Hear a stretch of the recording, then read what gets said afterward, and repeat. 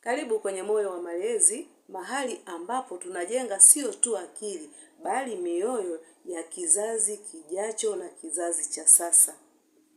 Ndugu mzazi mwenzangu, hivi ulishawahi kujiuliza kwamba utamwachia nini mtoto wako? Utamwachia elimu? Utamwachia urithi gani? Labda elimu, kazi nzuri, mawazo mazuri, busara, hekima au uwekezaji gani? Uwekezaji sio kwa ajili ya matajiri tu. Uwekezaji ni kwa ajili ya kila mzazi anayejali kesho ya watoto wake. Ni kwa kila mlezi anayetamani kuona mtoto wake akivuka hatua moja na kwenda hatua nyingine kimafanikio. Leo kwenye Moyo wa Malezi tunaenda kuzungumzia misingi mitano ya uwekezaji. Hii misingi mitano ya uwekezaji tunaenda kuangalia jinsi ambavyo tunaweza kuwekeza, tunaweza kuweka akiba, tunaweza kuwekeza kwa vitu mbalimbali kwa ajili ya kizazi chetu cha kesho. Mimi ninaitwa Muhere Madam. Kama bado haujasubscribe kwenye chaneli yetu ya Moyo wa Malezi, karibu ufanye hivyo sasa hivi kwa sababu tunakuletea maarifa sahihi kabisa kwa ajili ya familia yako na kwa ajili ya jamii nzima. Una uwezo wa kutupigia simu au kututumia ujumbe kwa namba 0754579224. Karibu na tuanze. Msingi wa kwanza, weka malengo kabla ya kuwekeza. Ndugu mzazi, ndugu mlezi, hebu jiulize. Ukitaka kuwekeza lazima kwanza ujiulize maswali yafuatayo. Nawekeza kwa ajili ya nini? Labda ni kwa ajili ya elimu ya watoto, ni kwa ajili ya kujenga, ni kwa ajili ya biashara, au ni kwa ajili ya kufanya nini? Lazima ujiulize huo uwekezaji unaufanya kwa ajili gani? Ukiwa na malengo, utajikuta umefanikiwa. Pesa bila malengo ni kazi bure. Unajikuta tu pesa zimeisha na uwekezaji hauwezi tena kutokea. Hivyo, kuwa na malengo na ujiulize unawekeza kwa ajili ya kufanya nini. Msingi wa pili, anza kidogo, lakini anza sasa. Usisubiri mpaka uwe na milioni ndio uanzishe mradi.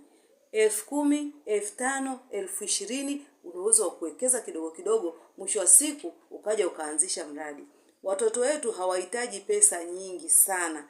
Watoto wetu wanahitaji tu mfano na nidhamu ya jinsi ya kuwekeza. Hivyo anza kidogo kidogo, lakini anza sasa hivi. Usisubiri mpaka ukarundika, ukawa na pesa nyingi ndio uanze. Anza sasa hivi kwa hicho kidogo ulichonacho, anza kuwekeza. Msingi wa tatu, usiegeshe mayai yote kwenye kikapu kimoja. Usiweke pesa zako zote sehemu moja, changanya. Weka kwenye hisa, weka kwenye vikoba, weka kwenye kilimo, weka kwenye biashara, weka kwenye weka changanya. Hii itakusaidia sana kipindi cha hasara. Kama kunatokea hasara kwenye kilimo, kwenye biashara upo vizuri. Kama inatokea hasara kwenye vikoba, kwenye sakosi zile ulizoweka na nini, unajikuta uko sawa. Usiweke pesa zako zote ambazo umejiwekeza, yani ukaenda ukaweka sehemu moja. Hiyo ni mbaya sana, ni hatari. Kama imetokea hasara, unaweza ukajikuta umeumia na uwekezaji wako umekuwa bure. Kwa hiyo, changanya, usiweke mayai kwenye kikapu kimoja. Msingi wa 4, elewa unachowekeza.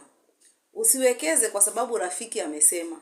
Usiwekeze kwa sababu fulani kaniambia niwekeze. Anza kuweka, wekeza ukiwa wewe umemaanisha. Ukiwa unajua unataka kuweka kwa ajili gani.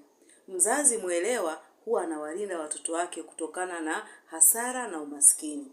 Mzazi anayeelewa anapowekeza anajua kabisa nawekeza kwa ajili ya watoto wangu, nawekeza kwa ajili ya familia yangu, nawekeza, mimi ni mzazi, mimi ni mlezi, ninawekeza nikiwa na malengo fulani.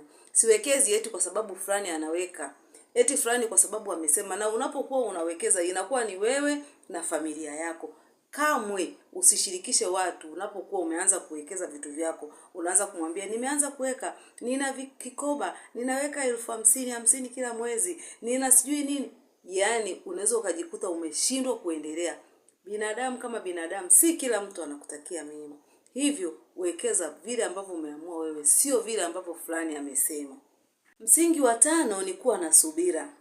Uwekezaji ni mbegu, hauchipui kesho. Hivyo unatakiwa kuwa na subira.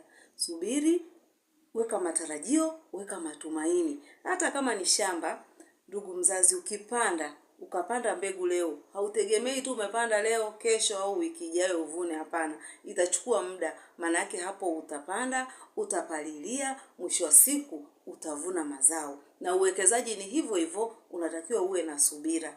Na unapokuwa umepanda mbegu zako nzuri, maana yake umewekeza vizuri, na ukawa na subira, na ukawa na nidhamu ya uwekezaji, mwisho wa siku unakuja kuvuna kitu ambacho ni kizuri sana kwa ajili ya watoto wako na kwa ajili ya kesho yao njema. Hivyo kuwa na subira, usiwe na haraka. Unapokuwa umeamua kuwekeza, tulia, vumilia, endelea kusubiri, endelea kuwa na nidhamu, endelea kuwekeza, na hakikisha unajua lengo lako ni lipi. Mzazi mwenzangu, kila shilingi unayoweka ni sala ya kimya kimya kwa watoto wako. Huenda wasikumbuke chakula kizuri ulichowapikia siku zilizopita, lakini wakakumbuka uwekezaji ambao umewawekea na kuhakikisha kwamba wanakuja kuwa na maisha mazuri. Ndugu mzazi, ndugu mlezi, unatakiwa kuangalia kwamba wewe kama mzazi unaweka nini ambacho kitagusa maisha ya watoto wako kesho. Je, unawawekea elimu? Unawajengea nyumba? Unawatafutia kipato kwa ajili ya kujikimu kwa maisha yao? Uamuzi ni wako sasa. Sisi Moyo wa Malezi, jukumu letu ni moja tu, kukukumbusha na kuhakikisha tunakusisitiza kwamba kuweka na kupanda mbegu kwa ajili ya kesho ya watoto wako ni jambo jema ambalo watoto wako watalikumbuka siku zote za maisha yao. Mimi ninaitwa Muhere Madam. Kama nilivyoanza kukuambia, usiache kushare, usiache kulike na usiache kusubscribe kwa chaneli yetu ya Moyo wa Malezi. Tunaamini kwamba wewe mzazi utaendelea kuweka akiba, utaendelea kugusa maisha ya mtoto wako, na Mungu atasimama pale ambapo wewe mzazi umeweka nia. Mungu akubariki, Mungu akutunze kwa ajili ya kesho njema ya watoto wako. Tukutane tena kwenye video nyingine inayofuata. Asante.